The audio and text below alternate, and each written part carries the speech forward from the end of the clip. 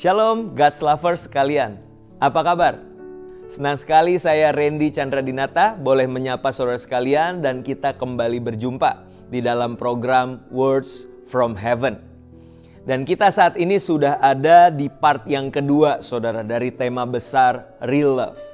Kita akan belajar sama-sama kali ini mengenai ciri-ciri dari kasih yang sejati, di mana Rasul Paulus telah menjelaskan dengan sedemikian rupa mulai dari 1 Korintus pasal yang ke-13 ayat yang ke-4 sampai ayat yang ke-7. Kita akan bahas perlahan demi perlahan saudara. Nah, namun satu hal yang perlu kita ketahui sebelumnya bahwa kalau saudara perhatikan ciri-ciri kasih yang diajarkan dalam Alkitab, kasih tersebut adalah kasih yang memberikan ruang bagi yang namanya kesalahan saudara. Alkitab tidak sedang menunjukkan sebuah ciri-ciri kasih di mana kasih itu adalah hubungan yang sempurna.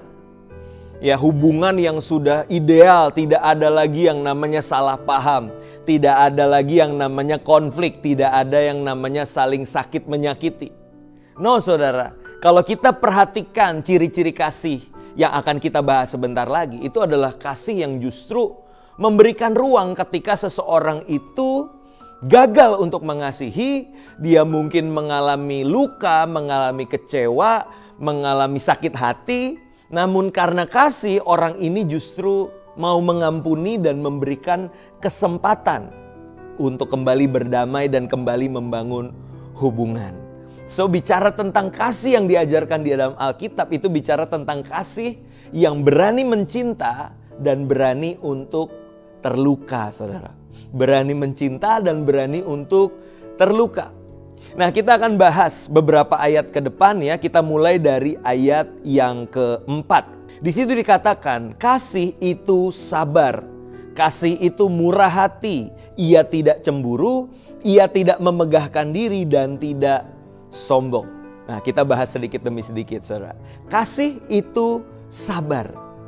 Nah, saudara, orang yang memutuskan untuk bersabar adalah orang yang tidak menemukan sesuatu yang dia harapkan ketika kenyataan tidak berjalan sesuai dengan harapan.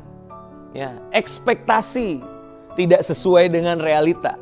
Nah, ketika itu terjadi, maka seseorang harus bersabar. Kalau nggak ada konflik, segala sesuatu lagi baik-baik aja, buat apa bersabar? Tidak mungkin orang tiba-tiba emosional kecuali dia punya masalah dengan kejiwaannya.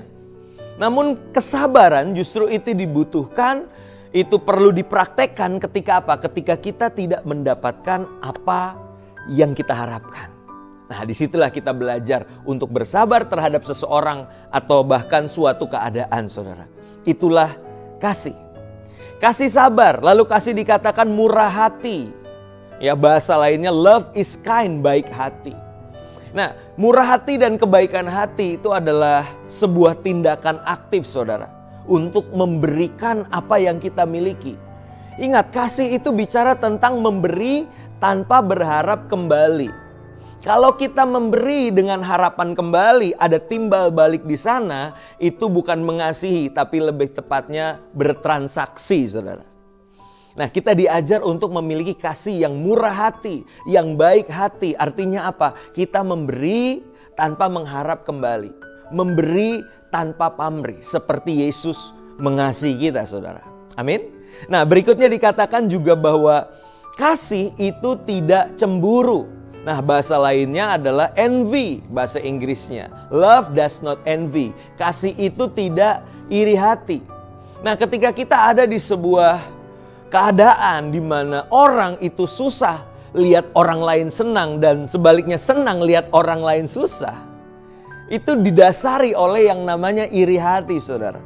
Dan anak-anak Tuhan diajak, anak-anak Tuhan dituntut untuk punya kasih yang tidak iri hati, saudara. Kita belajar untuk ikut bersukacita waktu orang lain berhasil. Dan kita ikut bersimpati, berempati ketika orang lain mengalami kegagalan di dalam kehidupannya. Justru kita hadir, kita mendampingi, dan kita juga memberikan pertolongan. Apa yang kita bisa kepada orang yang membutuhkan. Dan itulah kasih, saudara. Nah, berikutnya dikatakan bahwa kasih itu tidak sombong, saudara. Ya, kasih tidak memegahkan diri dan tidak sombong. Nah, ini tentunya sesuatu yang tidak mudah ya akhir-akhir ini. Biasanya saudara kalau orang itu ya memulai kalimat dengan kata-kata seperti ini. Sorry ya, bukannya gue mau sombong nih. Nah, kalimat pertamanya gitu. Pasti kalimat keduanya adalah sebuah bentuk kesombongan, saudara.